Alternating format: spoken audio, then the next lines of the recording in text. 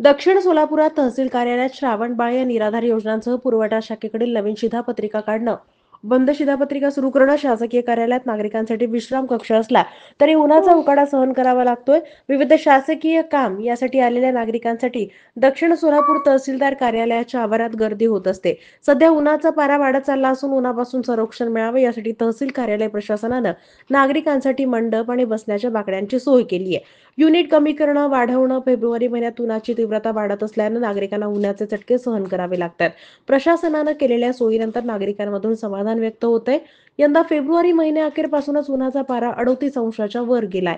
कार्यालयात कामासाठी आलेल्या नागरिकांना उन्हाचा त्रास होऊ नये म्हणून कार्यालयातील ज्या विभागासमोर गर्दी असते तिथं सावली आणि बाकड्यासाठी आणि बसण्यासाठी बाकड्यांची सोय करण्यात आली.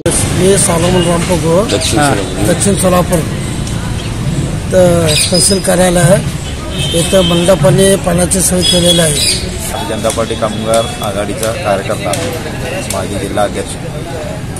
आज उन्हाळ्याच्या दृष्टिकोनातून इथे येणाऱ्या ग्रामस्थांची सोय म्हणून तहसीलदारांनी, जमदाडे साहेबांनी इथे सावलीची व्यवस्था आणि पाण्याची व्यवस्था त्यांना केली. हे एकदम उत्तम केलं आणि त्या संदर्भात त्यांचं आभार मानण्यासाठी मी आज पत्रकारांना बोलतोय की त्यांचा आभार किती केलं ते त्यांनी.